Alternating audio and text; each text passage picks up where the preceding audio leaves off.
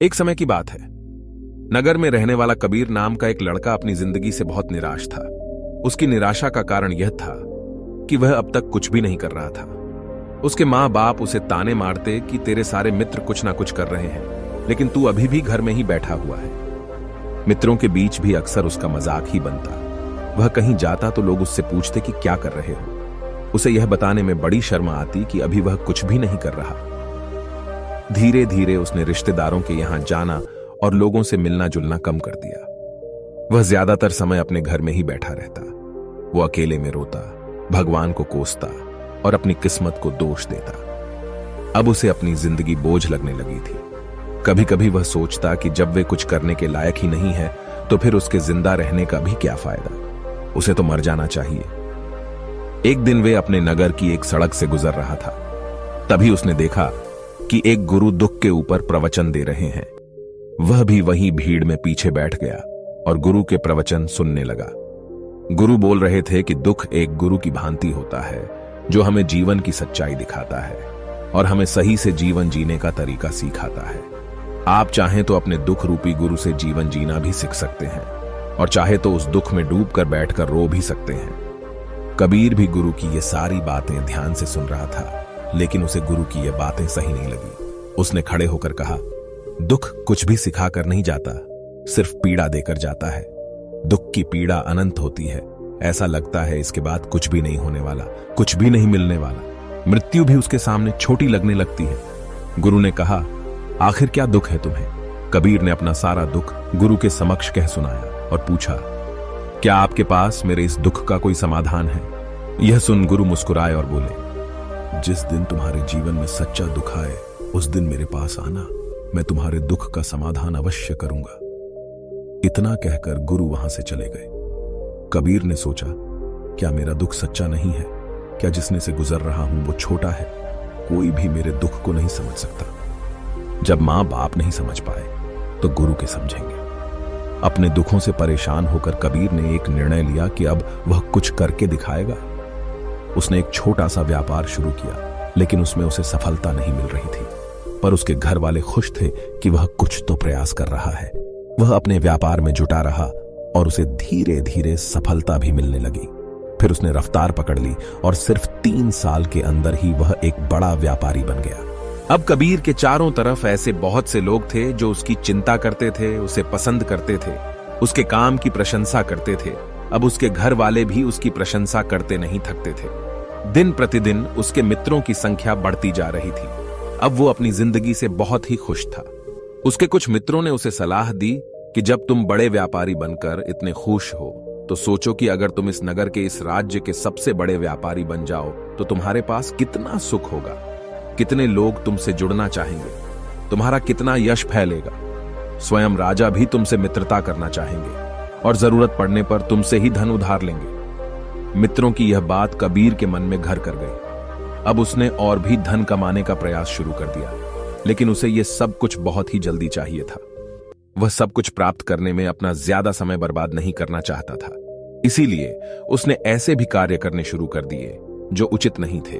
उसने बड़ी मात्रा में अपने मित्रों से धन उधार लेना शुरू कर दिया। ज्यादा मुनाफा कमाने के लालच में अपने सामान में मिलावट करने लगा। उसने दूसरे व्यापारियों के खिलाफ षड्यंत्र भी रचे, उन्हें डराया धमकाया। जैसा जैसा उसके मित्र उससे कहते गए वही करता गया। वह इन तरीकों से ज्यादा धन तो कमा रहा था, लेकिन अब उसके जीवन में सुकून नहीं रह गया था। उसके मन की शांति गायब हो गई थी। उसे रातों में नींद नहीं आती थी। सुख साधन की सारी वस्तुएं होने के बाद भी उसे किसी में सुख नहीं मिल रहा था। एक दिन कबीर अपनी बग्गी में सवार होकर कहीं जा रहा था। तभी रास्ते में उसे गुरु का आश्रम दिखा। वह रुक गया। वह गुरु के पास जाकर बोला, गुरुदेव, आपने कहा था कि जब तुम्हारे जीवन में सच्चा दुख आए तब मेरे पास आना। अब मैं बहुत दुखी हूं। मेरे रातों की नींद गायब हो गई है। मुझे कहीं सुकून नहीं मिल रहा। इस तरीके से कबीर ने अपनी सारी समस्या गुरु के सामने कह सुनाई। गुरु ने कहा, जब तुम मुझसे पहली बार मिले थे तब भी तुम किसी दुख में थे। तुमने उस दुख से क्या सीखा? कबीर नहीं कहा, मैंने सीखा कि सिर्फ सोचने और चिंता करने से कुछ नहीं होता। अपनी सोच को सच करने के लिए कर्म करना पड़ता है और सिर्फ कर्म करने से भी कुछ नहीं होता। अपने कर्म को अंतिम पड़ाव तक ले जाना भी आवश्यक होता है। चाहे रास्ते में कितनी मुश्किलें आईं, मन कितना ही निराश हो, कितना ही लगे कि अब आगे कुछ भी नहीं होने वाला, तब भी यह मानकर चलो कि मैं जो भी कर रहा हूं उसमें सफल अवश्य होगा। लोग सिर्फ सफल व्यक्ति को ही सम्मान देते हैं, फिर चाहे कोई कितना ही अच्छा क्यों ना हो, वह लोगों की नजरों में होता है। यह सब सुन गुरु मुस्कुराए और बोले, यह असली दुख नहीं है। जब तुम्हारे जीवन में असली दुख आए तब मेरे पास आना, मैं उसका समाधान अवश्य करूंगा। कबीर नहीं जाते समय गुरु को सोने के सिक्कों से भरा घड़ा भेंट किया। खड़ा देखकर गुरु ने कहा, यह मेरे किसी काम का नहीं, इसे उस पेड़ के नीचे गड्ढा खोदकर दफना दो। कबीर ने गुरु के कहे अनुसार घड़े को पेड़ के नीचे दफना दिया और वहां से चला गया। कुछ दिनों तक तो व्यापार अच्छी तरक्की कर रहा था, लेकिन गलत व्यापार की वजह से ही धीरे धीरे उसे व्यापार में घाटा होने लगा।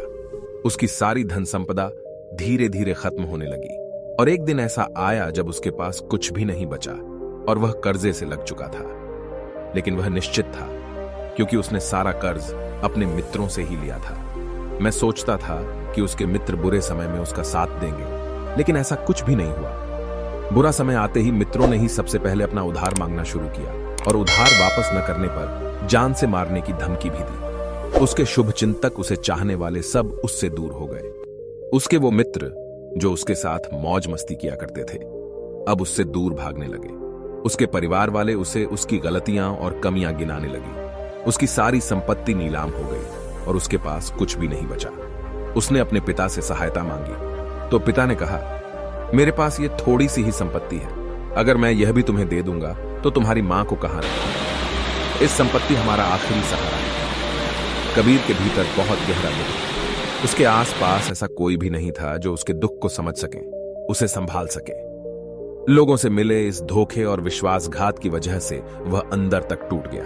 उसे लगने लगा, अब जीने का क्या मतलब? अब तो मृत्यु हुई एकमात्र सहारा है, वो है आत्महत्या करने। एक भारी की तरफ जा रहा था कि तभी उसे याद आया, गुरु ने कहा था, जब तुम्हारे जीवन में असली दुख आए तब मेरे पास आना। कबीर गुरु के पास गया और अपना सारा दुख के सुनाया।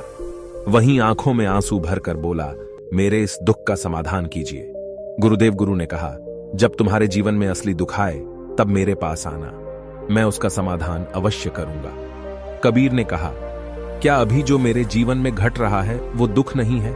आखिर असली दुख होता क्या है? गुरुदेव गुरु ने कहा, सबसे पहले तुम ये बताओ कि तुमने अपने इस दुख से क्या सीखा? कबीर नहीं कहा, मैंने सीखा कि जो लोग हमारी सफलता, हमारी तरक्की की वजह से हमारे जीवन में आए हैं, वो हमें धोखा अवश्य देंगे, क्योंकि वह बुरे समय में हमारे साथ खड़े नहीं होंगे। वह केवल अच्छे समय में हमारा फायदा उठाएंगे और बुरे समय में छोड़कर चले जाएंगे। भरोसा केवल उन्हीं लोगों पर करना चाहिए जो हमारे बुरे समय में, असफलता के समय में हमारे साथ खड़े रहते हैं। लेकिन ऐसे लोग बहुत ही कम होते हैं, पर जिसके पास होते हैं उन्हें उनकी कद्र करनी चाहिए, उनका अपमान नहीं करना चाहिए। मैंने यह भी सीखा कि कभी किसी के खिलाफ षड्यंत्र नहीं रखना चाहिए। ईमानदारी और धैर्य के साथ अपना काम करना चाहिए और कभी लालच नहीं करनी चाहिए। अपना सारा दुख और अनुभव बताने के बाद कबीर आंखों में आंसू भरकर गुरु के सामने बैठा रहा।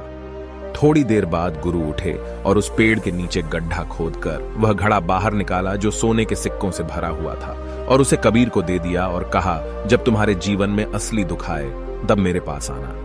कबीर ने गुरु को धन्यवाद दिया और उन्हें प्रणाम कर वहां से चला गया। उसने उस ढंग से एक छोटा व्यापार शुरू किया। अब वह एक छोटा व्यापारी बनकर भी खुश था। उसने पूरी लगन और ईमानदारी से व्यापार किया। देखते ही देखते वह अपने नगर का फिर एक बड़ा व्यापारी बन गया। उसका जीवन खुशियों और सुविधाओं से भर गया। लेकिन कोई कितना भी अच्छा हो, कितना भी अच्छा काम करें, दान करें, पुण्य करें, लोगों की मदद करें, लेकिन जीवन में दुख तो आता ही है। तो कबीर के जीवन में भी दुख आया। उसके माता पिता की मृत्यु के रूप में वो दोनों एक ही दिन मृत्यु को प्राप्त हो गए। कबीर अपने माता पिता से बहुत प्रेम करता था, इसलिए उसे उनकी मृत्यु से बहुत गहरा आघात पहुंचा। वह उन दोनों के पार्थिव शरीर को शमशान घाट ले गया, जहां उनकी अंतिम क्रिया की गई। वहां उसने अपने माता पिता के शरीर को जलते हुए देखा तो उसका मन बेचैन हो गया। उसके अंदर बहुत से प्रश्न उठने लगे हैं। घर वापस आया तो उसने अपने माता पिता के घर और संपत्ति को देखा, जिसके लिए उसके पिता हमेशा लड़ते रहते थे। आज वह लावारिस पड़ी है। आज उसकी देखरेख करने वाले, उसके लिए लड़ने वाले इस दुनिया से चले गए। उसके पिता ने जो भी कमाया था, जो भी बनाया था, वो सब यहीं रह गया था। 1 दिन पहले तक किसी से भी अपनी संपत्ति के लिए लड़ जाने वाले उसके पिता आज खुद इस दुनिया से अलविदा हो गए थे। उसका मन इसी तरह के अनेक विचारों के भंवर में फंसा हुआ था। उसे अंदर से अकेलापन और डर महसूस हो रहा था। उसे कुछ खालीपन सा महसूस हो रहा था। उसे लग रहा था कुछ तो है जिससे वो समझ नहीं पा रहा। इसीलिए वो गुरु के पास गया। उसे देखते हुए गुरु ने कहा, क्या जीवन में कोई दुख है? कबीर नहीं कहा, वैसे तो जीवन में कोई दुख नहीं है गुरुदेव, सब सुख है, सब अच्छा चल रहा है, लेकिन आज मेरे माता पिता की मृत्यु हो गई। इस घटना से मेरा मन बहुत दुखी और बेचैन है। गुरु ने कहा, इसमें दुखी होने वाली कौन सी बात है? 1 दिन तो सभी के प्रियजनों को मरना ही है। हमेशा जीवित ना तो कोई रहा है और ना ही कोई रहेगा। एक दिन तो तुम्हें भी मरना ही है। हो सकता है कल ही मर जाओ या आज भी मर सकते हो। कबीर ने कहा, ये आप क्या कह रहे हैं? गुरुदेव कि मैं भी मर जाऊंगा, पर मैं तो अभी जवान हूं। गुरु ने कहा, इस भ्रम में तो सभी जी रहे हैं कि मृत्यु दूसरों को आती है, बूढ़ों को आती है, लेकिन बूढ़ों के सामने ही जवान मर जाते हैं, बच्चे मर जाते हैं। मृत्यु का किसी की उम्र से कोई संबंध नहीं है, तो सबको अपना बना लेती है। गुरु की यह बातें कबीर के मन में घर कर गई और वह चुपचाप वहां से चला गया। लेकिन उसका मन अभी बेचैन था, अब भी था। वह कुछ खालीपन सा महसूस कर रहा था। वह पूरे दिन अपने बारे में सोचता रहता कि वह कौन है, इस दुनिया में क्यों आया है, क्या सिर्फ चीजों का उपयोग करना और मरना ही जीवन का लक्ष्य है? ऐसे ही बहुत से प्रश्न उसके मन में लगातार उठ रहे थे, लेकिन उसे अपने किसी भी प्रश्न का उत्तर नहीं मिल पा रहा था और उसका दुख दिन प्रतिदिन बढ़ता जा रहा था। इसीलिए कुछ दिनों बाद वह फिर गुरु के पास पहुंचा और बोला, गुरुदेव, मैं बहुत दुखी हूं क्योंकि मैं यह नहीं जान पा रहा हूं कि मैं कौन हूं और इस दुनिया में क्यों आया हूं। यह सुन गुरु मुस्कुराए और बोले, आज पहली बार तुम्हारे जीवन में सच्चा दुख पैदा हुआ है। वास्तव में यही है जो दुख कहलाने के लायक है कि हमें पता नहीं कि हम कौन हैं, क्यों आए हैं, क्या करना है, कैसे करना है। कबीर नहीं कहा, गुरुदेव मेरे इस दुख का समाधान कीजिए। गुरु ने कहा, हम सभी इंसान जीवन भर का इकट्ठा करते रहते हैं। कबीर नहीं कहा, हम सभी इंसान जीवन भर धन, संपत्ति, मान, सम्मान, परिवार, मित्र, शत्रु, पद, प्रतिष्ठा इत्यादि इकट्ठा करते रहते हैं। गुरु ने कहा, क्या इन इकट्ठा की हुई सभी चीजों में से एक भी चीज को अपने साथ ले जा सकते हैं? कबीर ने कहा, नहीं गुरुदेव, इनमें से कुछ भी साथ नहीं जाता। मेरे माता पिता के साथ भी कुछ नहीं गया, सब तो यहीं छूट गया, हर परिवार, संपत्ति, सब कुछ। गुरु ने कहा, अब मेरी बातों को ध्यान से सुनना। इस दुनिया में हमें जो इकट्ठा करना चाहिए वो तो हम कभी इकट्ठा करते ही नहीं। चीजें हमारे सामने ही होती हैं, लेकिन हम उन्हें देखने का प्रयास ही नहीं करते। इस दुनिया में हमें जिस चीज को इकट्ठा करना है वो हम खुद हैं। हमें खुद को इकट्ठा करना है ताकि जब मृत्यु हो तो हम एक हो सके और स्वयं को पहचान सके। हम भीतर से बंटे हुए हैं। हम बंटे हुए हैं प्रेम में, नफरत में, क्रोध में, जलन में, क्रूरता में, धन में, संपत्ति में, पद में, प्रतिष्ठा में, मान में, पहचान में, धर्म में, जाति में, ऐसे ही सैकड़ों हजारों चीजों, और वास्तव में हम बंटे हुए हैं। हम टुकड़ों में जीवन जी रहे हैं। इस बंटवारे की वजह से हमारी चेतना कभी एक नहीं हो पाती। हमारी चेतना शक्ति बिखर गई है। इसीलिए हमारे पास इतना भी समय नहीं है, इतनी भी ऊर्जा नहीं है कि हम मुड़कर एक बार अपने भीतर देख सकें। वास्तव में जिस धन की कमी, सुविधाओं की कमी, मान सम्मान की कमी को लोग दुख समझते हैं और जीवन भर उसे दुख बोलकर रोते रहते हैं और उनका समाधान खोजने का प्रयास करते रहते हैं, उन्हें उसका समाधान कभी मिलेगा ही नहीं, क्योंकि जिन्हें लोग दुख कहते हैं वो असली दुख है ही नहीं। वो तो सिर्फ इंसान की चाहत है, उसकी इच्छा है जिसकी पूर्ति कभी नहीं की जा सकती। इसीलिए यहां व्यक्ति को ऐसे दुखों का कभी समाधान मिला ही नहीं। इसीलिए इन सब के ऊपर अगर अपने दुखों का परम समाधान चाहिए तो सबसे पहले अपने आप को इकट्ठा करो। अपनी ऊर्जा को इस संसार से वापस खींचो और एकत्रित करो।